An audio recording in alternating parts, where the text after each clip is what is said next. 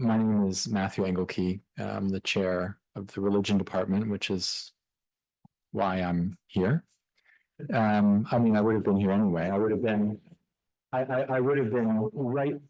right there, front row, front center. But it's a real pleasure to be here in this capacity. Working with colleagues is, almost always never enough of this stuff, the ideas, thinking about our writing and our engagements with scholarship. And so it's always just such a joy and an inspiration to attend a book event for a colleague to see something come to fruition. I think with Gil, I have to say, a few years ago, I noticed a new course in the religion department, a course on mothers. And I thought, Gil is teaching a course on mothers? And then I reminded myself that one should never be surprised by what Gil is thinking about. Then I got this book. Sorry, I only have 3 minutes, so I better hurry up. And it's an Anidjarian book. There's no other kind that he could write. But there's a surprise in here because Gil's mother appears in this book, his father as well, and their courtship in Casablanca, their relationship over many years, the fact that his mother looks like Queen Elizabeth II. There are all sorts of very interesting personal details in here as well. And I thought, well, of course. But this is a fantastic book, and I'm, again, not really here to say much about it, but I couldn't resist because I'm just so excited about it. But I will turn now to my duties, which are mostly to introduce this very esteemed panel and to keep time. And the Heyman Center has a very, very patented formula of the chair speaking for 3 minutes, which I've already gone over. But from now on, everything will be very, very ironclad. 8 minutes of conversation, of presentation, first from Gil to introduce the book, and then from the respondents.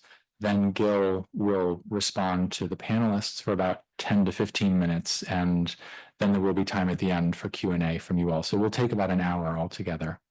And then there is a reception afterwards, which I hope everyone in the room can join for. So let me just briefly introduce the panelists. I've kind of introduced Gil, but or at least elements of this book. Gil teaches here in the Department of Religion, where his interests in religion and politics, and more specifically in political theology and political philosophy, have guided such courses as God, Vampires, and Mothers for a number of years now. He is the author, among other books, of The Jew, the Arab, A History of the Enemy, and Blood, A Critique of Christianity, both published with Columbia University Press, as is Mothers. He has also edited Jacques Derrida's Acts of Religion and has published numerous essays. I will go on now in the order in which people are speaking, which is, now I know why we're in this order, actually, because Gil is speaking first. Zela Mehti, who is seated next to Gil, is a PhD candidate in the Department of Religion. She works on South Asian religions at the intersections of religion, political violence, and psychoanalysis. Her dissertation is a thick psychoanalytic ethnographic account of how Muslims as religious minorities in India facing state oppression use religion to express themselves both emotionally and politically. Focusing on the lives of Muslims in North India, her research studies how persecuted religious minorities draw upon religion as a psychic reserve to articulate their trauma, mourn their losses, and forge political resistance against the state. Her dissertation, which will be finished this year, is titled The Work of Religion, Trauma, Mourning, and Political Resistance in the Lives of Muslims in Old Lucknow. Beth Berkowitz is the Renner Chair of Jewish Studies and professor in the Department of Religion at Barnard. She is the author of Execution and Invention, Death Penalty Discourse in Early Rabbinic and Christian Cultures, winner of the Salo Baron Prize for first book in Jewish Studies, Defining Jewish Difference from Antiquity to the Present, and Animals and Animality in the Babylonian Talmud. She is the co-editor of Religious Studies and Rabbinics, a conversation, and a contributor to it. Amari Armstrong, to my left, is an assistant professor of race in American religion and culture at Virginia Tech. Her research cuts across the fields of Black studies, American studies, political theology, and continental philosophy of religion to explore the relationship between religion and the reproduction of race in the aftermath of 1492. She's working on two projects, Reproducing Peoplehood on the Afterlife of Christian Order, and A Measure of Existence on the Value of Black Theology. She also has several articles in the works on the insights of various Black intellectuals, Du Bois, Hortense Spillers, and the relationship between Black culture and political theology. So, with those introductions to these wonderful panelists, I will turn it over to Gil. So join me in welcoming Gil and the panel.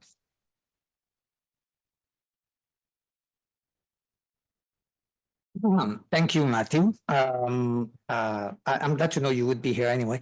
I'm grateful to the Hyman Center, to Lindsay Schramm for putting this together. I'm very, very grateful for the panelists for their agreeing to read the book and respond.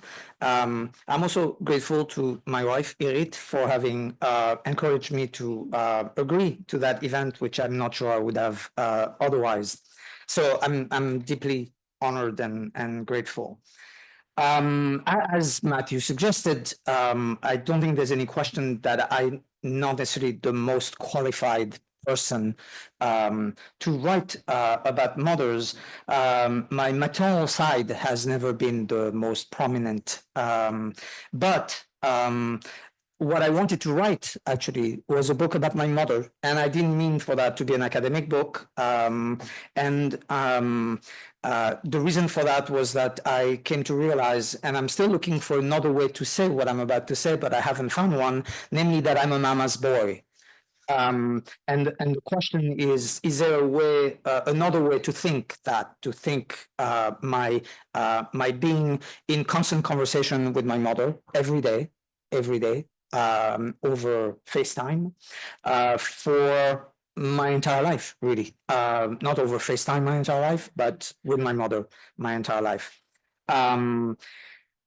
In the end, I didn't write a book about my mother, although I do talk about her quite a bit. But I ended up writing this book, for which there's basically two sentences in the book that are key to the argument. One is a very banal one: it takes a village.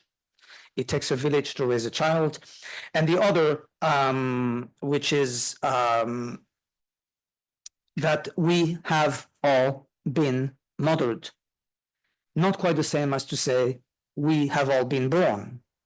We have all been mothered, more or less well, more or less by our own mothers. I want to mark the distance from that other 18th century book. I kind of think that what I wrote is an 18th century kind of social contract theory book. But to measure perhaps some of the distance is a famous sentence by Jean-Jacques Rousseau in The Social Contract: "Man is born free, yet everywhere he is in chain." For which I would offer the following translation: human beings may be born equal, yet everywhere mothers are in chains. And I don't think the current political situation is going to contradict that. Although I do want to point that much of the conversation is about the freedom of women and not the freedom of mothers, even though statistically we all know that most abortion are in fact decisions made by women who already have children. In other words, it's a decision made by mothers overwhelmingly. Yes. So the chains, though, offer a dialectic which I think is more significant and more structuring than the famous one of master and slave, made famous, of course, by Hegel.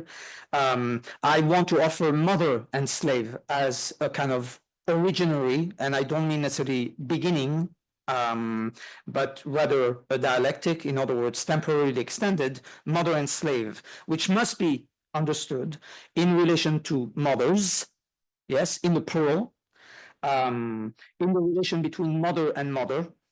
No mother has ever mothered without a relationship to her mother. Mother to nurse, mother to child, and more often children, and mother to slave. And for each one of those, mother and slave might very well apply. The relationship between the mother and the child is very rarely described as one of servitude. And certainly the servitude is obvious. Now, as I just suggested, I do insist on making a distinction, an analytic distinction, but also a political distinction between woman and mother. Who mothers is not necessarily a woman and is not necessarily the woman who gives birth. And at the rate things are going, I imagine that there's already all kinds of artificial wombs that are being prepared, you know, by Elon Musk or something. The point being that the separation between woman and mother is both necessary and extremely, extremely dangerous. And yet it must be acknowledged. So mothering is not something that is necessarily done by that which is often called birth mother. I resent the term biological mother. I think it erases history in a way that is more than silly. And I will say that one of the reasons that kind of convinced me that it was important to speak about mother and slave was because of something that James Baldwin says absolutely in passing. It takes a microsecond to miss it. When he speaks of the situation of African Americans in this country, and he says that because of the sociological and also structural relation between whites who do not understand their own place and culture and blacks, black people in this country are in the position, in fact, of parents, and then Baldwin corrects and says, actually, mothers, what mothers know about their children.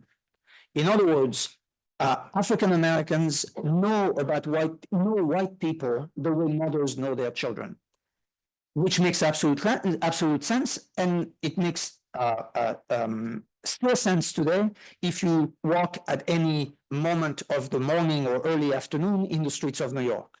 Yes, the notion that white children in this country have for generations and generations been raised by black and brown women is something that is obvious and that Baldwin puts on the table, although very quickly, and it may explain why so few commentaries have been generated by that extraordinary insight. Although the question as such of black women raising white children, of course, particularly during the period of slavery, that of course has been written about much.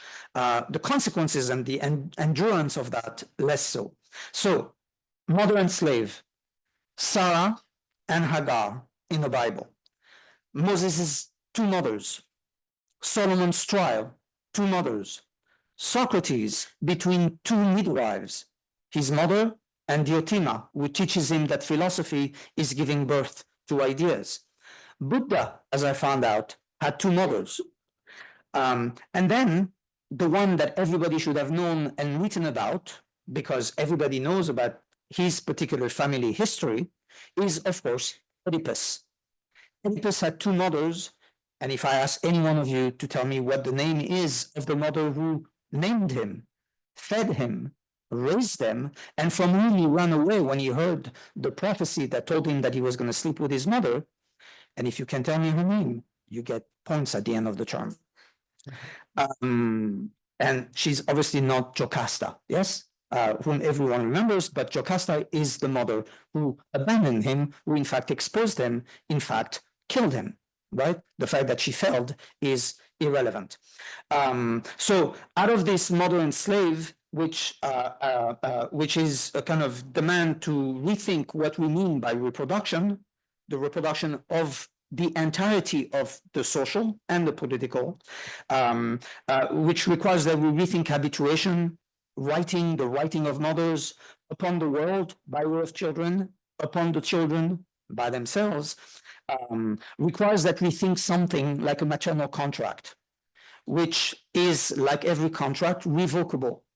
And revocable meaning that a mother is not just preserving a child, but has the power to kill the child. And that power is the definition of sovereignty. Am I done? Okay. That's good. Thank you. Thank you, Gil.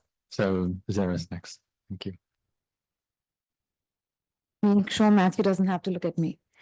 All right. Good evening, everyone. Let me start by thanking Gil for this incredible honor. In the last decade, Gil has shown remarkable restraint, tolerance, and endurance in raising me into an academic. Tonight, however, he's decided to risk all of that and asked me to speak on this panel.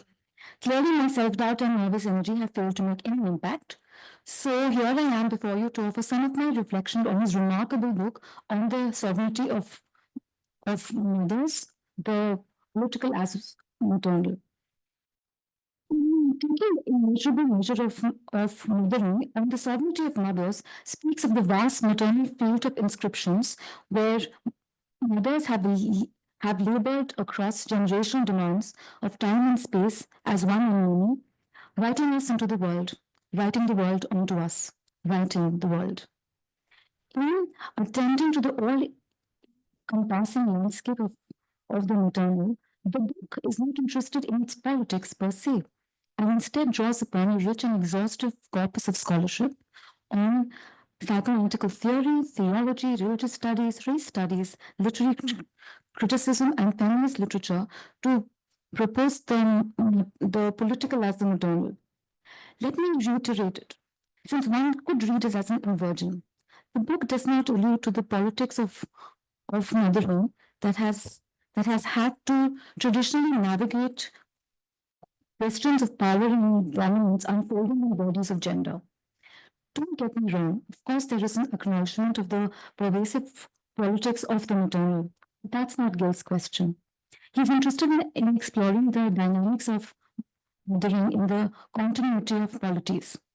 In framing the political as maternal, Gil rereads the political by centering the practices and ethics of mothering. He asks us to identify the ways in which maternal functions inform and unfold in the creation and sustenance of collectives. If the central maternal function is to raise a child, and it takes a village to do so, then the consideration that political as maternal is an invitation to recognize the ways in which villages raise us like mothers through conflicting desires, multiple bodies, in glory and servitude, perduring, abundance and abandon. In reading the political through the interpersonal intimacy, generational labor, dual bodies, affective ties, and repetitive endurance of mothering, Gil not only blurs the discursive sphere of the political, but also illuminates the maternal as a concept in political theology to speak about slavery, maternal contract, and sovereignty of mothers.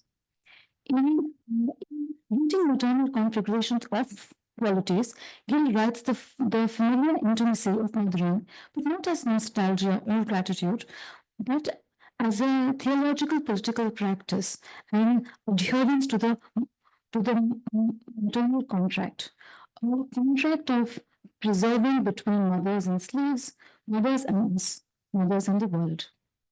But when has intimacy been without limits and contracts without conditions? In, in the maternal contract, these limits and conditions are brought in with a discussion on sovereignty of mothers, and it's here that Gil offers us a provocation and states that the sovereignty of mothers lies in their power to kill. Come to think of it, it's quite a provocation. Instead of locating their sovereignty in the acts of producing and raising new members, Gil finds it in the capacity of mothers to take life instead. Consideration of this capacity challenges not only our narcissistic ideas of what mothers are and what they do, but also what sovereignty entails and perhaps even demands. Discourses of paternal and patriarchal conceptions of the political have somewhat prepared us to accept killing women, but possibilities of mothers as killers is unsettling.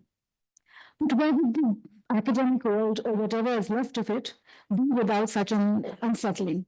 Perhaps too comfortable in trapping mothers in reverence and honor, leaving them alone and ashamed of their murderous selves. Maybe we needed this book to remind us not only how villages are formed, but also how villages survive by multiple mothers who have repeatedly written the entire maternal field of functions that determine the trajectories of our lives and deaths by navigating and negotiating their own sovereignty. In highlighting the destructive maternal power, Gil isn't trying to terrify us, or at least I hope so. His argument is not a caution toward the wrath of the maternal, though that's a good question, but to deal with the work of the maternal. The subtle, painstaking ways in which continuously mothers have been working, reworking, and working through their destructive power in upholding the maternal contact, writing, inscribing, producing, reproducing, creating and destroying, making and remaking, often alone, abandoned, isolated, and guilty. Communities have found ways to continue because mothers have been invested in performing and practicing the work of the maternal. Worlds have survived, worlds have perished, but more importantly, worlds have always managed to be because mothers have found ways to mother it. Written in elegant prose, sharing dazzling insights on the sovereignty of mothers is an ode to mothering and its impossibilities, repetitions, remembering, dualities, exiles, and promises that make up the political. It ends with a poem by Noor Darwish, for who else can tell us about the delicate and brutally suspended balance of life and death, but a Palestinian poet. In the he yearns to be the child. He yearns to be born again. He yearns for a mother. He yearns for Palestine. A fractured world crumbling under the torment of its own rage, perhaps need to return to the ones who survived themselves to sustain us. Perhaps it's time to yearn for mothers. Perhaps it's time to be born again. This possibility is the gift of this book. Thank you, Gil, for offering it to us.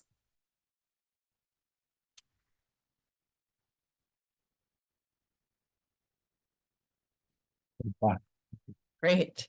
I'm so honored, Gil, that you asked me to respond to your book.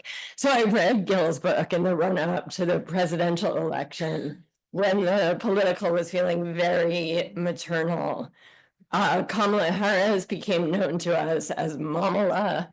J.D. Vance was calling Democrats a bunch of childless cat ladies. Taylor Swift endorsed Harris, calling herself a childless cat lady.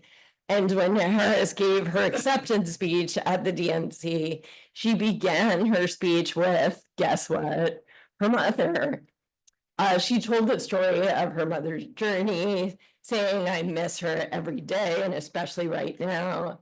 I know she's looking down smiling. I know that. And then, of course, there was the campaign's focus on reproductive freedom.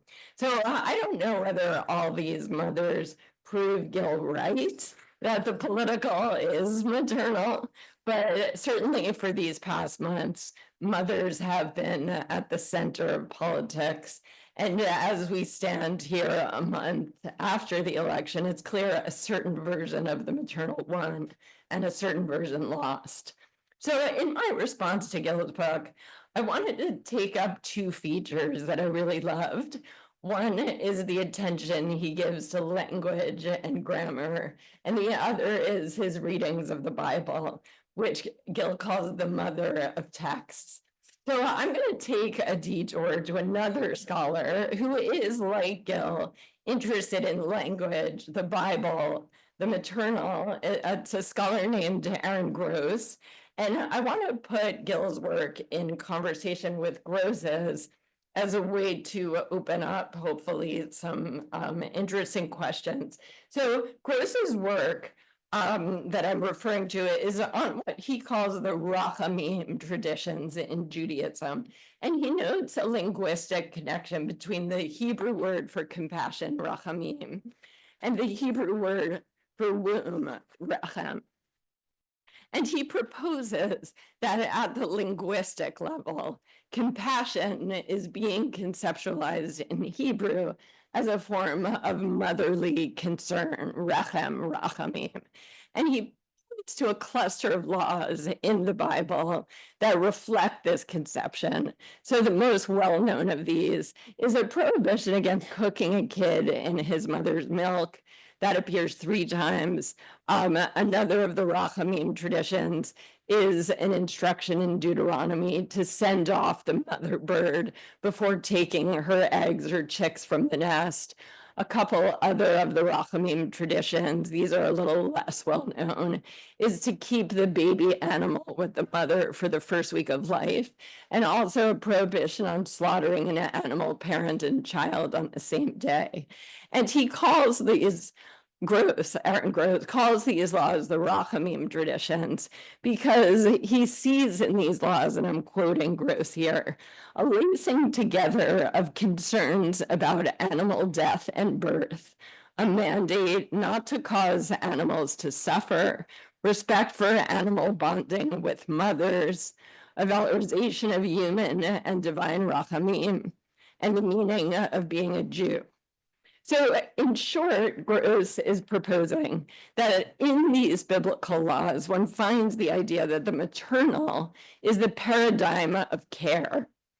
His observations, I think, really resonate with Gil's arguments in this book, and the element that Gross adds, which I think is interesting to insert into Gil's conversation and kind of pose as a question, is the animal, something I'm interested in my own work. So in the biblical traditions that Gross discusses, the maternal is a model that transcends species.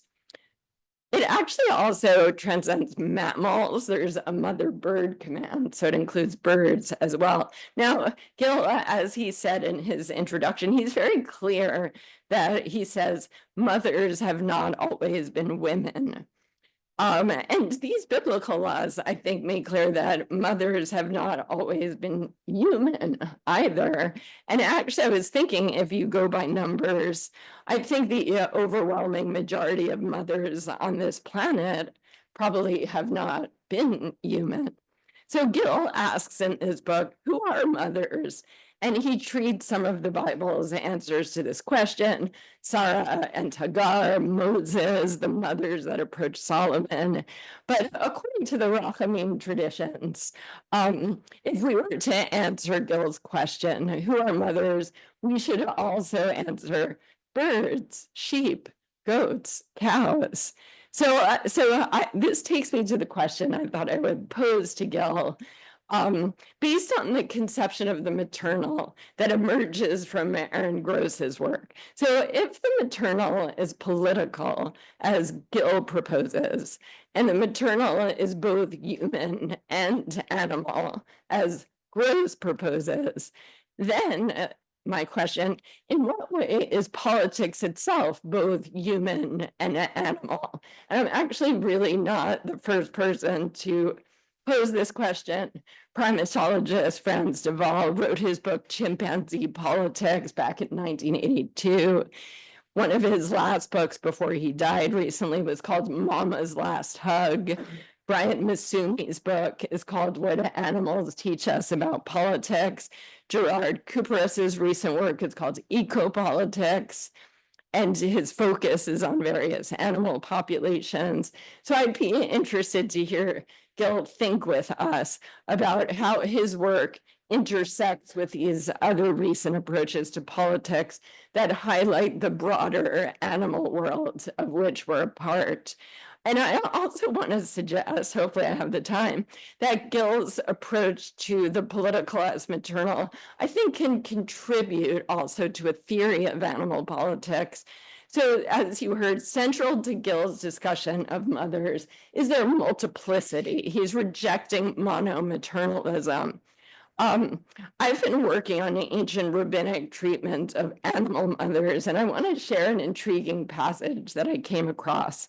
It's from the Tosefta, which dates to around the 3rd century, and the legal issue is the biblical requirement to donate firstborn animals to the sanctuary. And the premise of the passage is that if a person has just bought a nursing animal with a baby, doesn't know if the animal has given birth before, here's the law.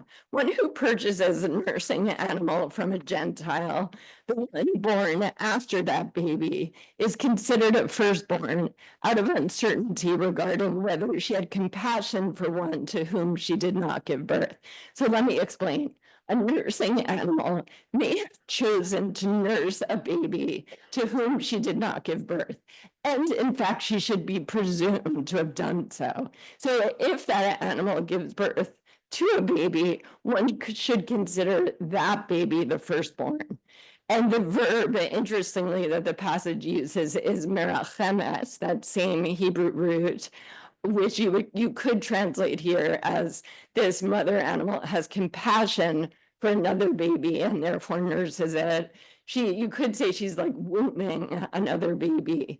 So I think you can see the connection to Gil's book. This rabbinic passage, I think, speaks really wonderfully to Gil's theme of two mothers. And here what we see is a recognition of this phenomenon, actually in the animal world as well. So I don't think it requires a leap to apply Gil's model of maternal multiplicity to other species. The ancient rabbis actually did that. So at the end of Gil's book, the question of the animal actually does almost reach the surface. He speaks of the pastoral as maternal, and he mentions actually on the very last page, Derrida's beast and the sovereign, which was a really tantalizing way for him to end the work before this beautiful coda dedicated to his own mother. So I hope we can maybe address the question of the animal later. Thanks. So Amaya. Thank you. I feel like I'm placed kind of awkwardly to both face you and not feel like I'm giving Matthew the cold shoulder. But I want to say thank you for inviting me to be on this panel, and we've ended up seeing a lot of each other in the past week or so because of the AAR, and I feel like excited to keep the conversation going around this book. And the main framing, I guess, on my response to your book is mostly about the book's relationship to Black studies and to Black feminism. But hopefully this will, exceed the kind of gotcha form of that posing of a question into something more generative, which is not simply, do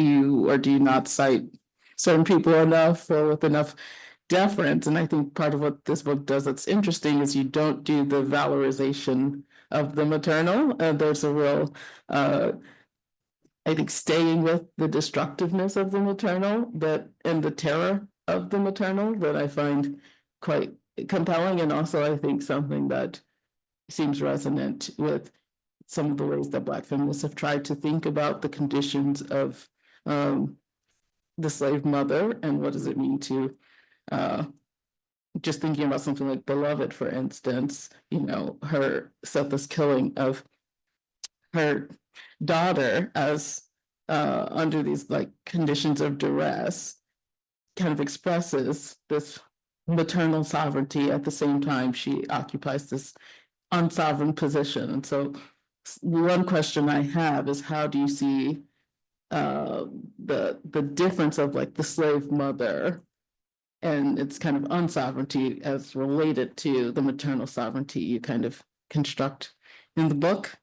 The other question I had was about like time and temporality, and part of how you relate to this question of the mother and her multiplicity and her more than oneness is by thinking the mother in relationship to the slave, but also you emphasize that it's not in terms of origins, and you're not thinking it either in terms, you're not trying to do the kind of periodization either. And something I was thinking about reading this and what you're saying about maternal sovereignty and its relationship to preservation is the theological doctrine of like the divine preserving, which there's the doctrine of creation, but then there's also this doctrine of like God's preservation of creation through time and maintenance of creation over time in Christian theology. And it's interesting because I was thinking how, at least in the theological traditions I've read, this preserving is the way of like staving off creation from nothingness. And I was curious about the relationship of this distinction between the mother, or this kind of parsing out of maternal functions between particular roles, the mother, the slave. How do you think that relates to this question of creation versus nothingness, and how you're trying to get at the matter of destruction? And then the last question I had was, as it relates to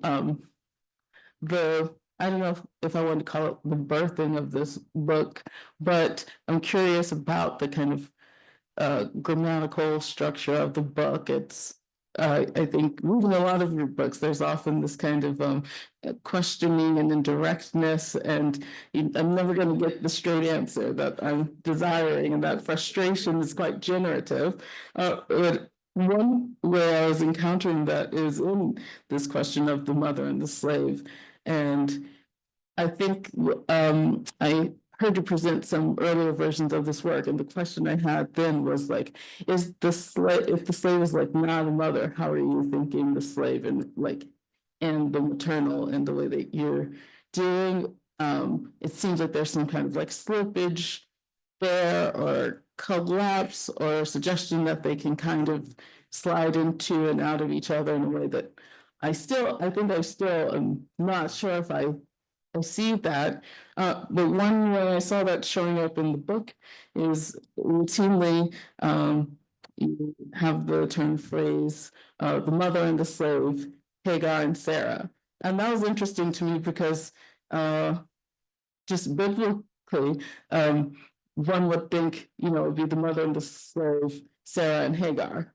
But throughout the book, it's written Hagar and Sarah, suggesting there's some kind of like switching of their positions or substitution of their positions, or some ability for them to be exchanged. And I was thinking, how is the substitution happening between these positions, given that, as you kind of point out in the book, Sarah has a kind of sovereignty that Hagar doesn't have. And so that was, that was the last, I guess, place I want to leave the questioning. But I found the book really generative, and I think a lot of my work too is trying to push the political, theological in the direction of thinking the political and theological as it relates to the maternal. And so I found this like so generative, and I'm so excited to keep the conversation going.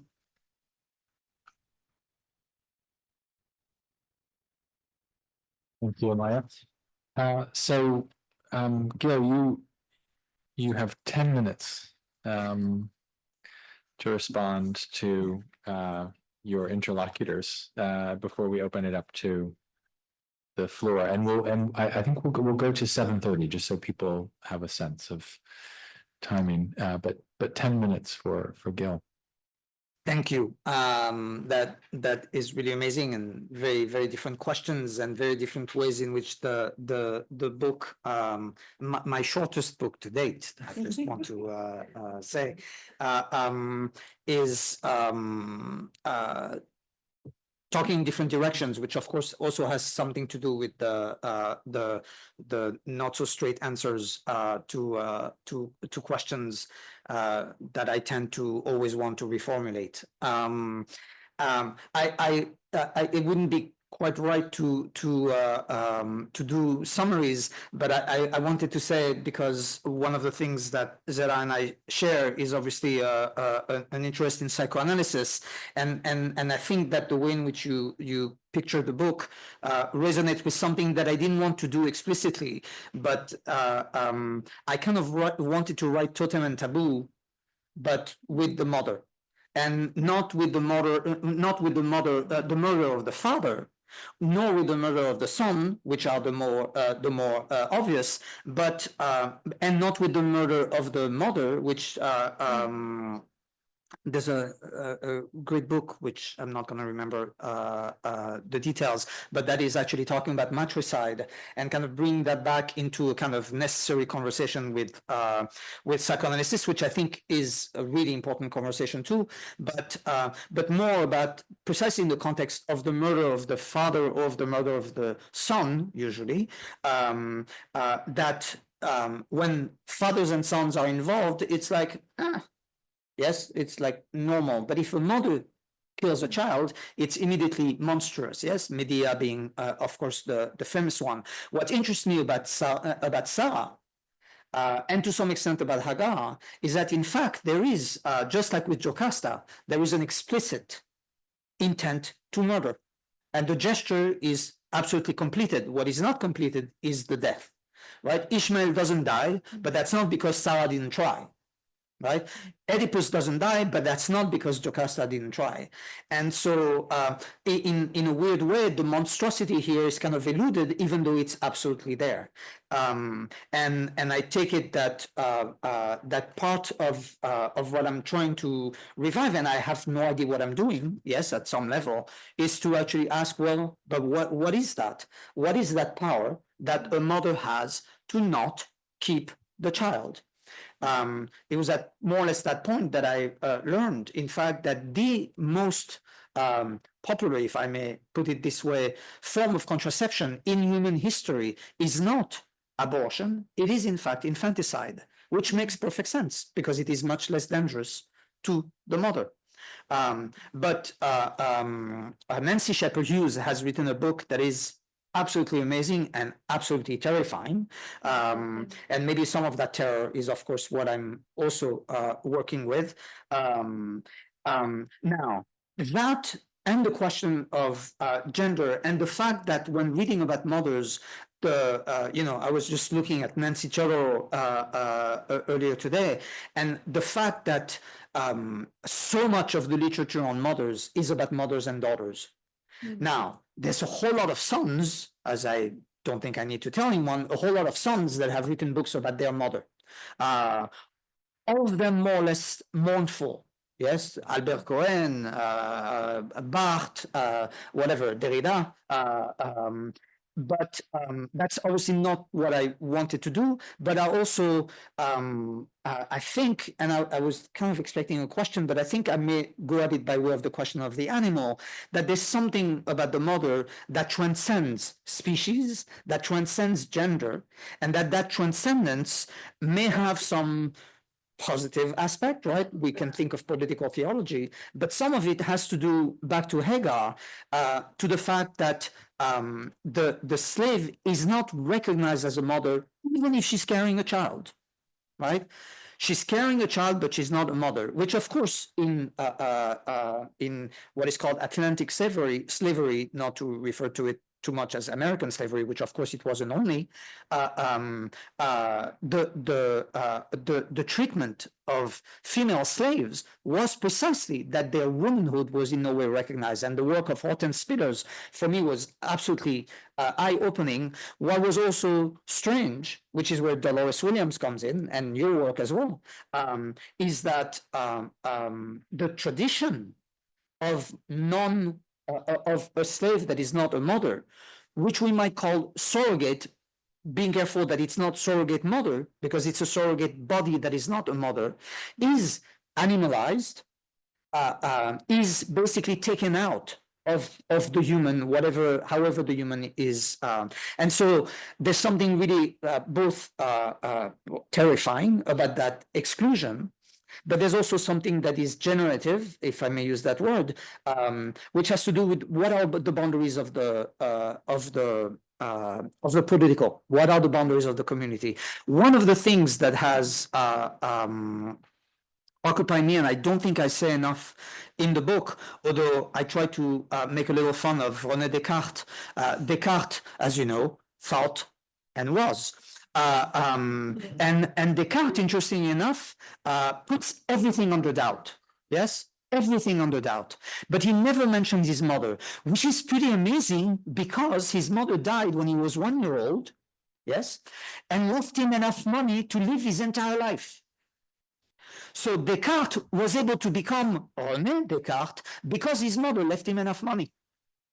And what's amazing is that he never mentions explicitly his mother in the doubt that he generates, which leaves two options open. One, he never brought her in. In other words, he left her out of the general doubt, which is philosophically completely impossible, but could be conceivable, yes? The other is that he did include his mother, right? He did include mothers under doubt. And if that's the case, René Descartes is the first person who recognized that the certainty of the mother is absolutely not granted, that you could doubt even a mother.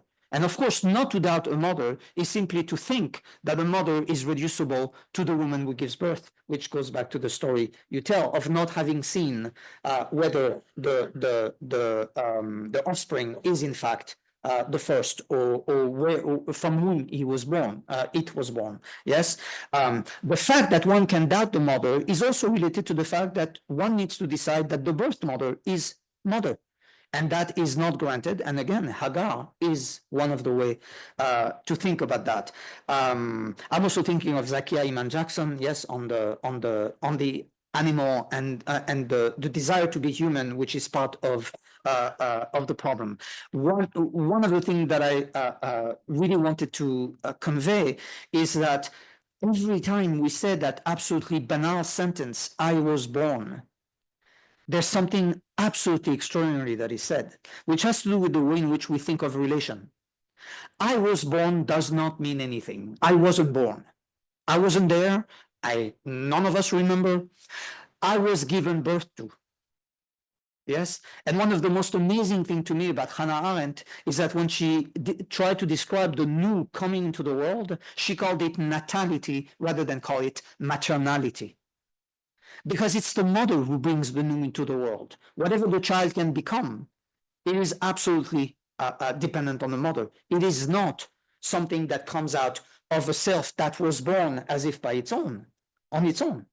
And to begin by, I was given birth to, I was raised, I was mothered, which is why the sentence that I come back to in the book is, "We have all been mothered," is because if we have all been mothered, none of us are independent, none of us are autonomous, none of us have become who we are by ourselves. There is no such thing as a self-made man or a self-made anything.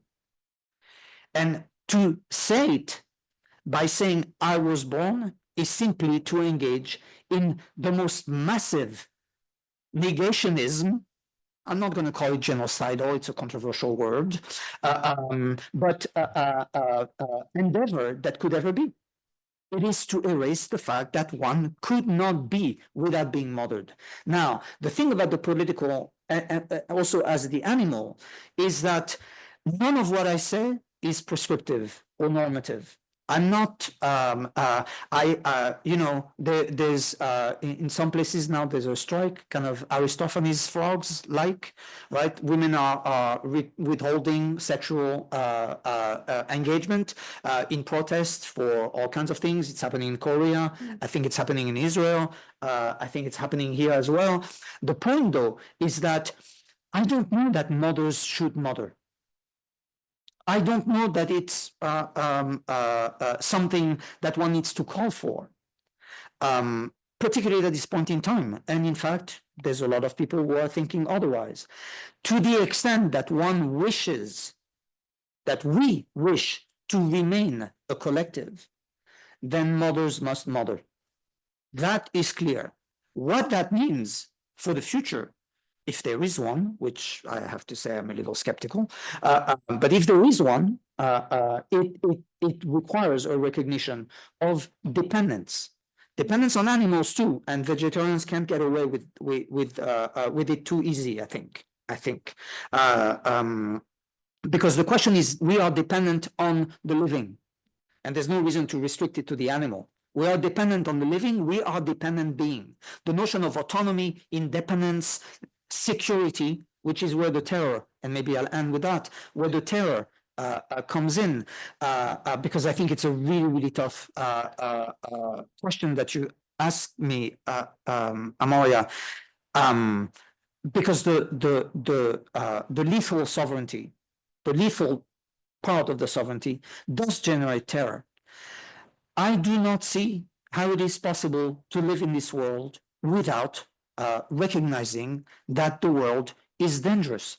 I think one of the most amazing failure is an ungenerous word, but I'll use it anyway, of Mary Douglas, when she speaks, the last book that has been written on danger, which is really pretty amazing, is not to recognize that danger is the name of God. That God is dangerous, that the world that God created is dangerous, and that mothers, therefore, are dangerous. And Freud, actually, is the only one who recognizes it, and unsurprisingly, even though he develops the concept of danger right with the concept of trauma, at the same place, danger has never become a psychoanalytic concept. It's extraordinary. But trauma has.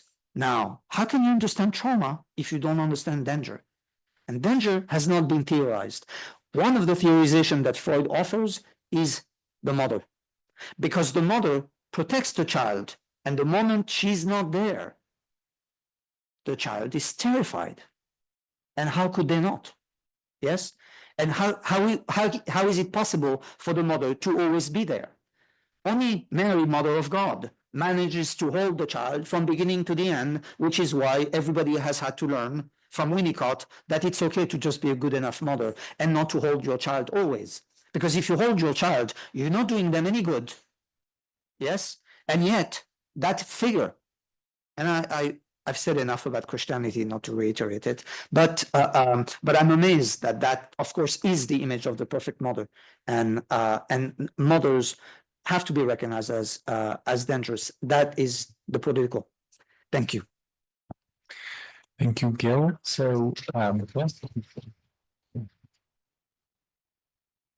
So now we'll open it up to questions from the floor, and we have a roving mic, right? Yeah.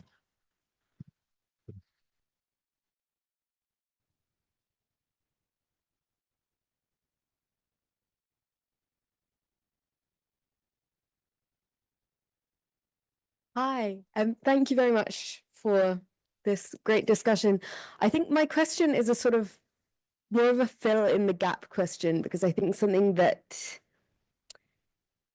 I'm very convinced by your sort of central argument that if we are to remain a collective, then mothers must mother, and this idea that we have all been mothered. But I guess the missing piece for me is regret from the point of view of the mother. So the maternal regret rather than, I guess, the step before infanticide, the step before fully undoing the role of the mother by removing the child.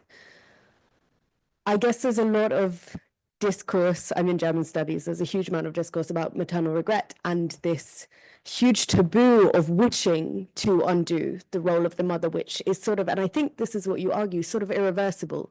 Once you mother, you can no longer be someone who has not mothered. You will always be the mother. So yeah, I just, in a very nebulous way, wanted to ask if you have given any thought to maternal regret and how it operates within this discourse. Right. It's actually an amazing thing that the Regretful Motherhood, of course, is a book written by an Israeli scholar who could not publish the book in Israel and then ended up publishing it first in Germany. Until then, it was published elsewhere, and it has been. So I don't want to presume that I understand the motivation. Right, Beloved is Toni Morrison's Beloved is a very, very important book for me and in the thinking of the book. And what's amazing about what Sethe does is, of course, that she aims to protect the child. Yes, it's a protective gesture. It's in fact not a destructive gesture. The child that she kills, she means to protect the child from slavery.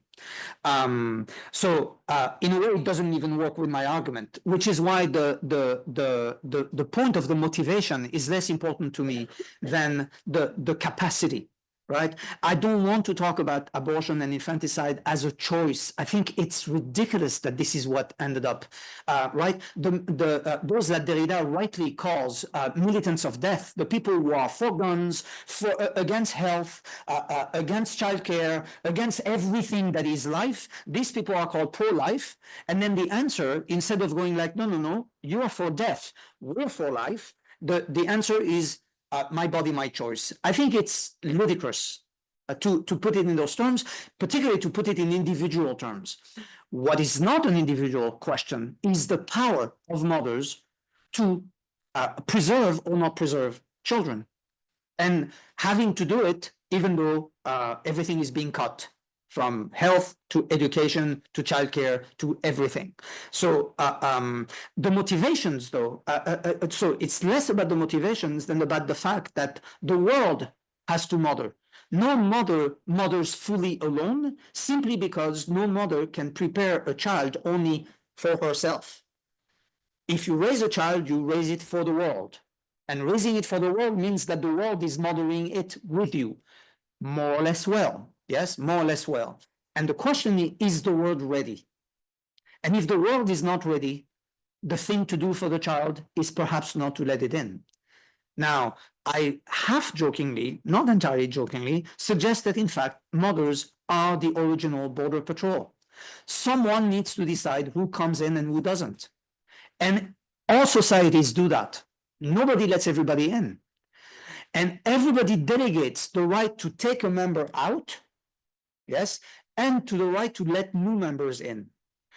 As far as I know, no society has actually delegated that role to mothers, even though mothers have had to assume the position and assume the function. So regret is very important, but it brings all kinds of kind of emotional, individual issues, which I kind of wanted to stay away from. But thank you. It's a very important question, and it also reminds us that mothering is extended in time, right? And when I say no, even a mother who is childless, even a mother who only had an abortion is a mother, is because it seems to me that it's impossible not to recognize that once one becomes a mother, well, in fact, the scientists now, you know, we're so lucky we have them, tell us that microchimerism is in fact the preservation of cells from the fetus in the body of the mother, sometimes for weeks, sometimes for months, sometimes for years, sometimes for a lifetime. So having been pregnant might mean to already share something with the unborn. And that is something that I wouldn't necessarily go for the science thing, but there's an interesting thing about time, the time of mothering.